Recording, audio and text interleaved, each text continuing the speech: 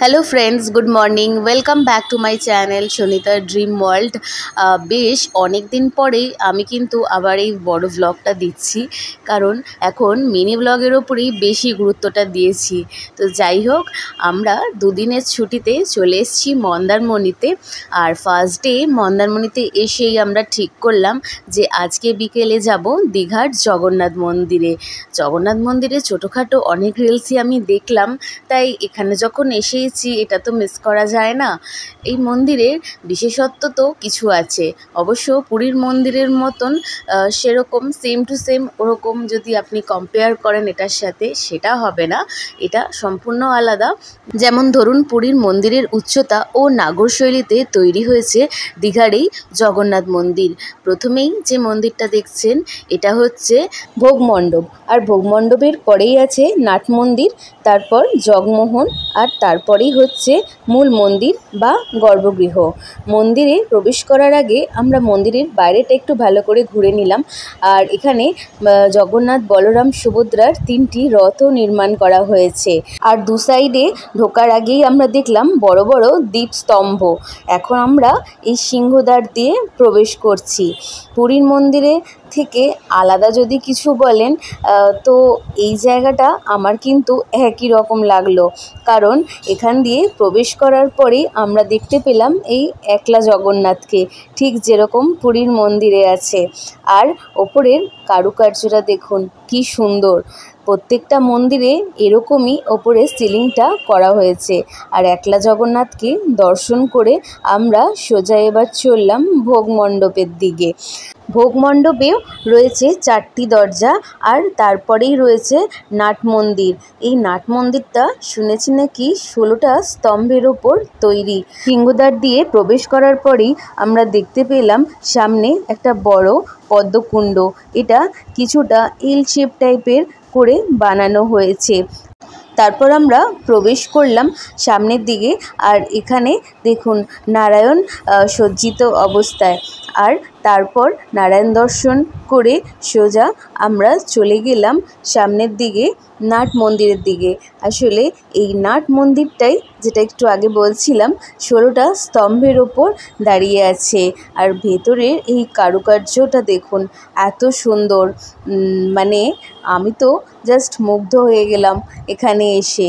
আর এত ভালো লাগছিল কি বলবো। আপনারাও পারলে চলে যাবেন, একবার গিয়ে দর্শন করে আসবেন এই দীঘার জগন্নাথ মন্দির। এবার চলুন নাট মন্দিরের দিকে। এখান দিয়ে প্রবেশ করার পর কিছুটা ভেতরে যেতে হবে। আসলে অনেকটা বড় এরিয়া নিয়ে এটা তৈরি। এইটার পরে যে দরজাটা দেখছেন ওটাই হচ্ছে নাট মন্দির। মন্দিরের ভেতরে সম্পূর্ণ কাজ কমপ্লিট হলেও মন্দিরের বাইরের কাজ কিছু কিছু এখনও ইনকমপ্লিট আছে। যেমন দেখুন, মন্দিরে ঢোকার আগে যেমন জুতো ছাড়ার যে ব্যবস্থা বা ডালার দোকান, এইসব কিছুই এখনও হয়নি, তবে আস্তে আস্তে হবে। পুরীর মন্দিরে প্রসাদ হিসাবে যেমন খাজা দেওয়া হয়, এখানে প্রসাদ হিসাবে প্যাড়া আর গজা দেওয়া হবে। আর এইটাই হচ্ছে সেই নাট মন্দির, যেটা 16টা স্তম্ভের ওপর দাঁড়িয়ে আছে। আর এর প্রত্যেকটা স্তম্ভের কারুকার্য অসাধারণ, সামনে থেকে না দেখলে বিশ্বাসই করতে পারবেন না। এই নাট মন্দিরেই রয়েছে 2টি ছোট আর 2টি বড় দরজা। আর এবার আমরা সোজা প্রবেশ করছি জগমোহনের দিকে। এই জগমোহনও 4টি স্তম্ভের ওপর দাঁড়িয়ে আছে আর সেম কারুকার্য করা। আর তার ঠিক সামনেই হচ্ছে মূল গর্ভগৃহ, যেখানে জগন্নাথ, বলরাম, সুভদ্রা 3 জনে সিংহাসনের ওপর বিরাজমান। এই মূর্তি আমাদের এখানে দীঘার জগন্নাথ মন্দিরে পূজিত হবে। আর মন্দিরে চারপাশের ভিউটা দেখুন কত সুন্দর লাগছে। রাত্রিবেলা এই আলোকসজ্জার জন্য আরও বেশি যেন অন্ধকারের মধ্যে মন্দিরটা ফুটে উঠেছে, পুরো জ্বলজ্বল করছে। আর এখানেও কিন্তু ঠিক পুরীর জগন্নাথ মন্দিরের মতন লক্ষ্মী মন্দির আছে। চলুন ভেতরে ঢুকে একবার লক্ষ্মী মন্দির দর্শন করে নিই। ছোটোর ওপরে এই লক্ষ্মী ঠাকুর কিন্তু বেশ সুন্দর লাগছে, আর কালো পাথর দিয়ে নির্মাণ করা হয়েছে। আর এই সেম কালো পাথর দিয়ে মন্দিরের বাইরে ছোট ছোট 10 অবতারের মূর্তিও বানানো হয়েছে। এই দেখুন, এরকম চারপাশে মন্দিরে এরকম ছোট ছোট মূর্তি স্থাপন করা হয়েছে। পুরীর মতো দীঘারও মন্দিরে ভোগ রান্নার জন্য রয়েছে ভোগশালা। পুরীর ভোগ রান্না হয় পাহাড় বা ঝর্ণার জলে, তবে দীঘায় পাহাড় বা ঝর্ণা না থাকার কারণে বিকল্প জলের ব্যবস্থা করা হয়েছে। পুরীর মন্দিরে যেভাবে ভোগ রান্না হয় ঠিক সেভাবেই ভোগ রান্না হবে এই দীঘার জগন্নাথ মন্দিরে। তবে পুরীর মন্দিরের মতো নিয়ম মেনে এখানে প্রতিদিন ধ্বজাও পরিবর্তন করা হবে। এখানে এসে আমি তো আজকে জাস্ট মুগ্ধ হয়ে গেলাম।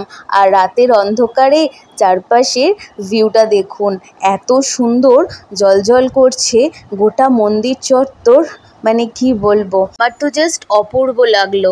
আপনাদের কেমন লাগলো সেটা জানার জন্য আমি কমেন্ট বক্সে অপেক্ষা করব। আর ভালো লাগলে অবশ্যই চ্যানেলটা সাবস্ক্রাইব করবেন।